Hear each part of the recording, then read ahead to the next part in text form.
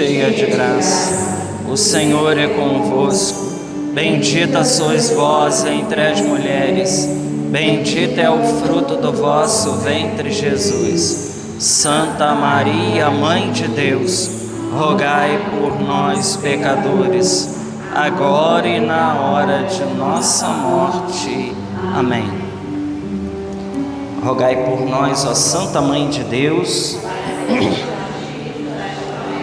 Cristo, amém. Você pode sentar e pode tomar a sua Bíblia, livro dos Números, capítulo 31. Livro dos Números, capítulo 31. Enquanto você está pegando aí na sua Bíblia, São Miguel Arcanjo, defendei-nos no combate, sede nosso refúgio contra as maldades, as ciladas do demônio. Ordena-lhe Deus, instantemente pedimos, e vós, príncipe da milícia celeste, pela virtude divina, precipitai no inferno a Satanás e a todos os espíritos malignos que andam pelo mundo para perder as almas. Amém. São Miguel, São Gabriel e São Rafael. Acharam? Livro dos Números, capítulo 31. É lá no Antigo Testamento, Gênesis, Êxodo, Levítico, Números. Quarto livro da Bíblia, ainda dentro do Pentateuco. Quando a Josélia me passou a palavra, Amós, capítulo 4, versículo 13. Quando a gente vai pegar uma palavra, nós não podemos ficar só naquele versículo. Então eu li o capítulo 4 todo. E o capítulo 4 todo é uma queixa do Senhor, do povo que não se converte, do povo que não muda de vida. Então eu falei, puxa vida, tem tudo a ver com o tempo da quaresma. É isso mesmo. Eu falei, eu confirmo essa palavra, só que eu não vou pregar lá a palavra de Amós. Eu vou pregar aqui Números, capítulo 31, e vou contextualizar para a gente poder entender o que o Senhor quer dizer para nós nessa noite. Vou ler, diz aí, o texto é um pouquinho grande, mas vale a pena. O Senhor disse a Moisés: vinga os filhos de Israel do mal que lhes fizeram os madianitas, depois disso serás reunido aos teus. Moisés disse então ao povo: armem-se para a guerra alguns homens dentre vós, eles atacarão Madiã para executarem sobre ele a vingança do Senhor. Poreis em linha de combate 1000 homens, cada um das 12 tribos de Israel. Reuniram-se, pois, dentre as famílias de Israel 1000 homens por tribo, ou seja, 12.000 homens de pé, prontos para o combate. Moisés enviou ao combate 1000 homens de cada tribo, com Finéias, filho do sacerdote Eleazar, que levou também os objetos sagrados e as trombetas para tocar. Atacaram os madianitas como o Senhor tinha ordenado a Moisés e mataram todos os varões. Mataram também os reis de Madiã, Evi, Ressem, Su, Ur e Rebe, 5 reis de Madiã, e passaram ao fio da espada Balaão, filho de Beor. Levaram prisioneiras as mulheres dos madianitas com seus filhos e pilharam todo o seu gado, seus rebanhos e todos os seus bens. Incendiaram todas as cidades que habitavam e todos os seus acampamentos. Levaram consigo todo o espólio e todos os despojos, animais e pessoas, e conduziram-nos a Moisés, ao sacerdote Eleazar e à assembleia dos israelitas no acampamento que se encontrava nas planícies de Moabe, perto do Jordão, em face de Jericó. Moisés e o sacerdote Eleazar e todos os chefes da assembleia saíram-lhes ao encontro fora do acampamento, e Moisés, irado contra os generais do exército, os chefes de milhares e os chefes de centena que voltavam da batalha, disse-lhes: o que é isso? Deixaste com vida todas essas mulheres? Mas são justamente elas que, instigadas por Balaão, levaram os israelitas a serem infiéis ao Senhor na questão de Fegor, a qual foi também a causa do flagelo que feriu a assembleia do Senhor. Ide, matai todos os filhos varões e todas as mulheres que tiverem tido comércio com um homem, mas deixai viva todas as jovens que não fizeram. E vós acampai durante 7 dias fora do acampamento. Todos os que tiverem matado um homem ou tocado em um morto deverão purificar-se ao 3º e ao 7º dia. Eles e seus prisioneiros. Purificai também toda veste, todo objeto de pele, todo tecido de pelo de cabra e todo utensílio de madeira. Palavra do Senhor. Você pode dar uma salva de palmas para a palavra de Deus.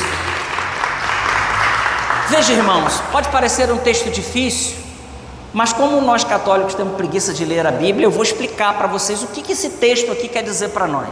E ele é muito importante para o tempo quaresmal. Veja, nós estamos aqui diante de uma situação. O título de 31 diz guerra contra os madianitas. Diz a palavra que os filhos de Israel foram lá e mataram os 5 reis do povo madianita. Aqui tem até o nome desses reis. E mataram também a Balaão, filho de Beor. E aí, quando eles estão voltando da guerra, vitoriosos, e que eles vêm com as mulheres e com as crianças, Moisés, irado, ele diz: o que é isso? O que é isso? Por que vocês trouxeram essas mulheres? Foi precisamente essas mulheres que fizeram o povo de Deus pecar. Esse é o contexto da palavra que nós acabamos de ler. Somente que, para a gente entender isso, nós precisamos voltar, vocês não precisam pegar aí, mas se a gente volta ao capítulo 25 do livro dos Números, nós vamos ver que o povo de Deus, ele estava num momento maravilhoso com o Senhor. E Balaque, que era rei de Moabe, eu estou voltando lá no capítulo 25 para explicar. Balaque, que era rei de Moabe, vendo que o povo hebreu, que o povo israelita, eles não perdiam batalha nenhuma, porque eles estavam unidos com o Senhor, ele tentou de tudo e nada vencia o povo de Deus. Por que o povo não era vencido? Porque o povo estava servindo ao Senhor em santidade, em justiça, cumprindo tudo que o Senhor havia designado. Aqui já tem um ensinamento para nós. Todas as vezes que nós estamos cumprindo a vontade de Deus, nada pode nos derrotar, nada. O inimigo, ele bate de todos os lados, mas ele não pode destruir uma casa alicerçada na rocha. Vocês estão entendendo, irmãos? Então o povo de Deus estava em amizade com Deus, e Balaque, sabendo que o povo estava avançando pelo crescente fértil para subir, para poder se estabelecer na terra que Deus tinha prometido, eles tinham que passar por ali, porque não dava para passar pelo deserto. O que acontece? Balaque, ele então contrata um feiticeiro chamado Balaão. Balaão era um feiticeiro famoso, e as preces que Balaão fazia, a maldição que ele lançava, a coisa acontecia. E Balaão fez de tudo. Todos os sortilégios, todos os sacrifícios que ele fez, não pôde vencer o povo de Deus. Inclusive, Balaão, ele é obrigado pelo Espírito de Deus a abençoar o povo em vez de amaldiçoar. Olha que coisa maravilhosa. Ele que estava indo para amaldiçoar, ele acaba abençoando. É mais ou menos como Samuel lá em Naiote, né?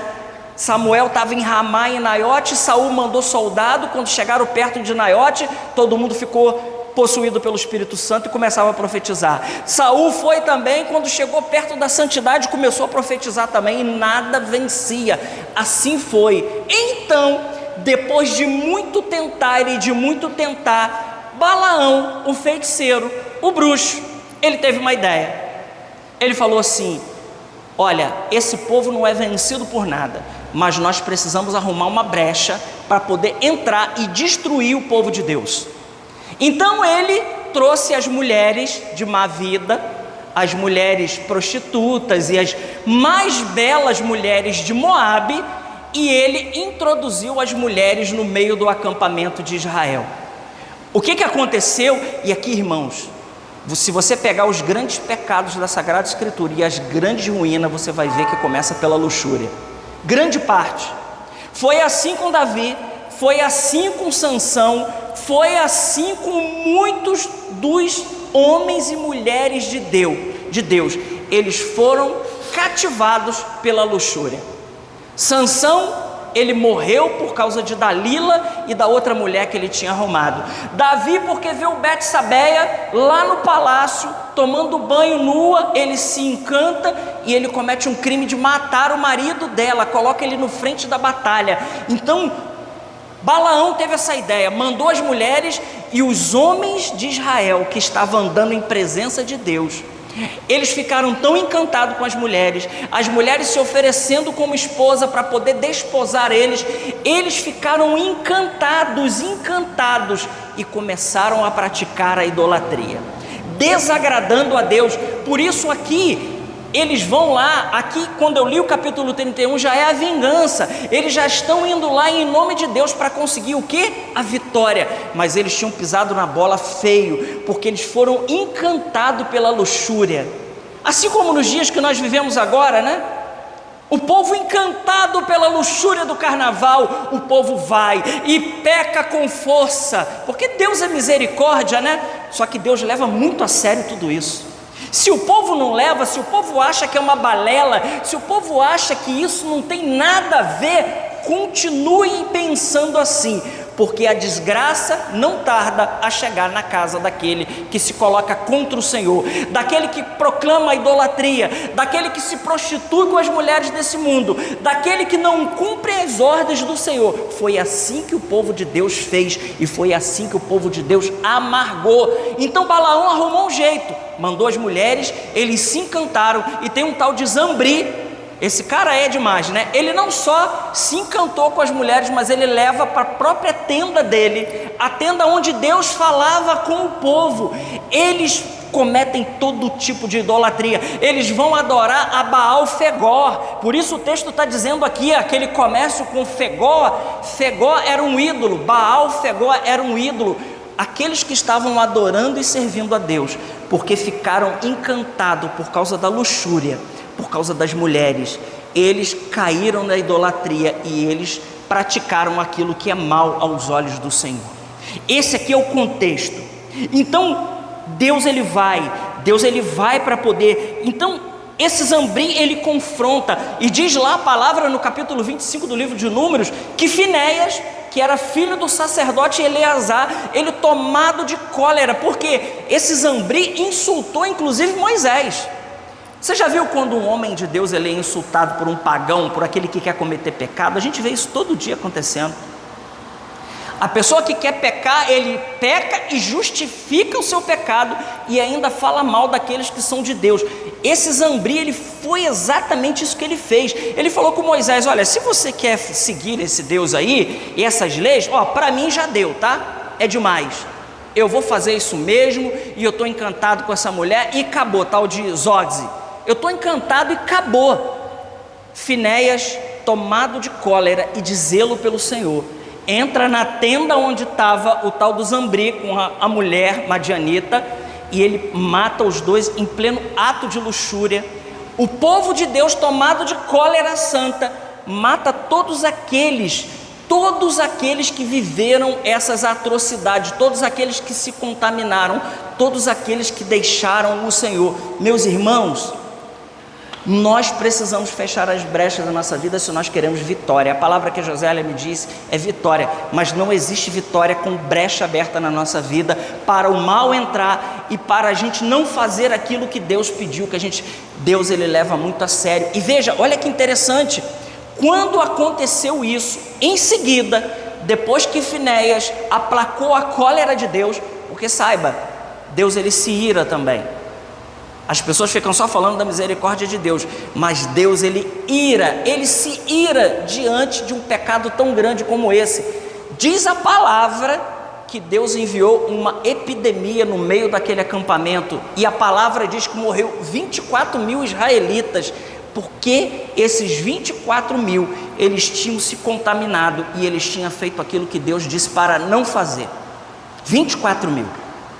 É sério isso? Isso aqui é muito sério. Deus ele manda uma epidemia. Quantas vezes a palavra lá de Amós diz lá, Deus mandou doença, mandou isso, mandou não sei o que, e o povo não se converte. O povo não se converte. Deus mandou uma epidemia em 2020 para nós, uma pandemia, e o povo não se converte. Deus mandou em 2011 uma catástrofe climática, permitiu, e o povo não se converte. Aonde nós vamos parar? Quando nós vamos ver que Deus ele leva a sério a sua lei, a sua palavra, a santidade do seu nome? As pessoas hoje estão blasfemando o nome de Deus e estão achando que vai ficar tudo bem. não ficará tudo bem. Se o povo não mudar de vida, é preciso se converter. Agora, trazendo tudo isso, toda essa história, para um sentido místico e espiritual, nós podemos olhar para esse relato agora e ver que nos 5 reis de Madian estão aí os 5 sentidos. E por onde que nós somos pegos para pecar? Nos 5 sentidos, é ou não é? No tato, no olfato, no paladar. É por aí que entra, é por aí que o inimigo entra. Então os 5 reis, segundo os estudiosos místicos da Bíblia, vão ver nesses 5 reis dos madianitas os 5 sentidos da alma. E Balaão representa a ganância, a avareza, o amor ao dinheiro. A palavra diz: não dá para amar a Deus e amar o dinheiro. Moisés prescreve o que? Purificação.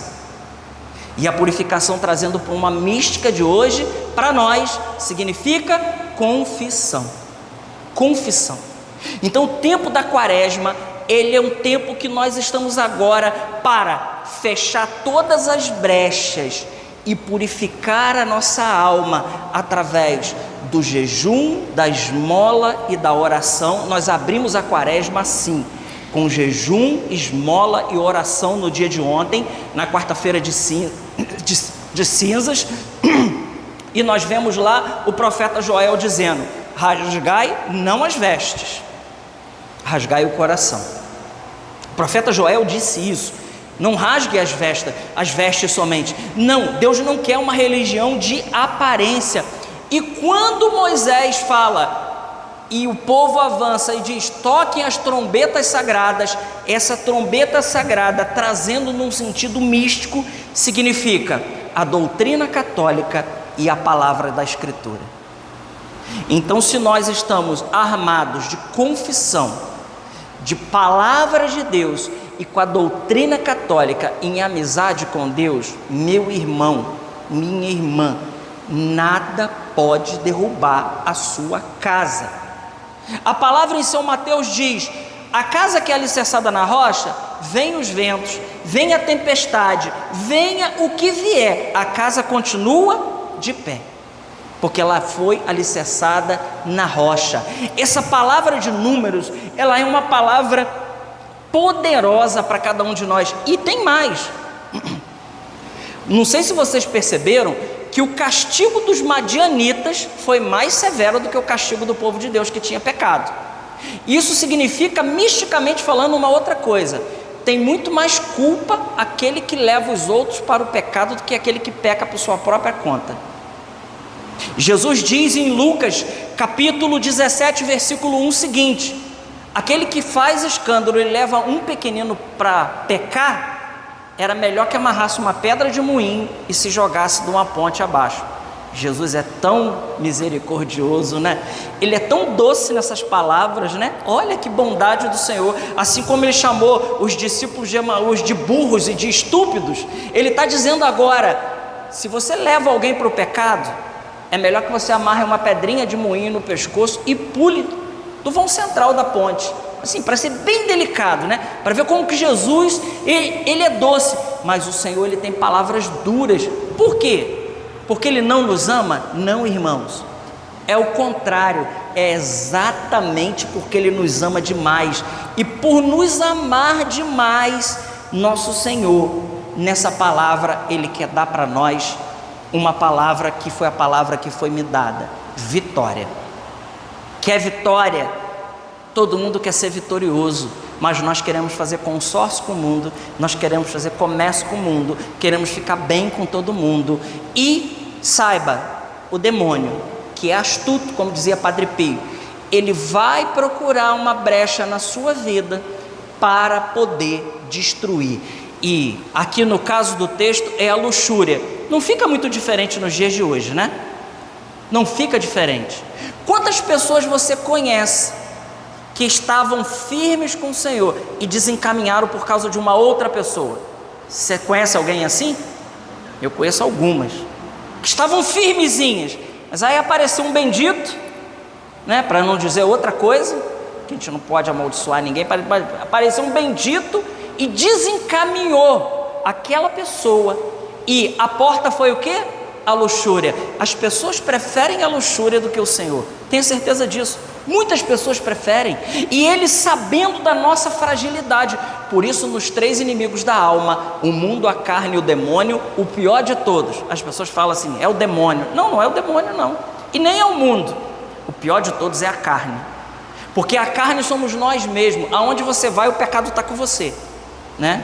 As outras coisas não. Por exemplo, quem usa droga, se você deixar ele trancado num lugar sem droga 1 ano, ele não usa droga, ele não tem para usar. Mas ele é capaz de se masturbar 25 vezes num dia, se você deixar ele trancado num lugarzinho sozinho, porque o pecado está dentro dele. É a carne, é a concupiscência que nos leva para o desregramento, que nos leva para a vida longe de Deus. Irmãos, a palavra hoje é pesada. Eu sei que talvez assim tem gente assim que está com os olhos estão meio estatalando assim. A palavra é pesada, mas não é a palavra de condenação, muito pelo contrário. Não é a palavra de condenação. A palavra em Hebreus diz, Deus ele corrige quem ele ama. É uma palavra de prevenção para a nossa vida, diante do mundo que nós estamos vivendo hoje. Eu digo para você, a vitória é certa na sua vida. Diga isso para o seu irmão do lado aí. A vitória é certa. A vitória é certa. A vitória é certa se nós andarmos com o Senhor. Pode vir um feiticeiro como Balaão, nada vai acontecer com a sua vida. As pessoas às vezes ficam procurando padres, exorcismos para tal coisa. Você não precisa, as pessoas não estão precisando de muito de padres, exorcismo. As pessoas estão precisando de estado de graça. O maior exorcismo que tem na nossa vida chama-se estado de graça. Estar em amizade com Deus, fazendo o que Deus pede.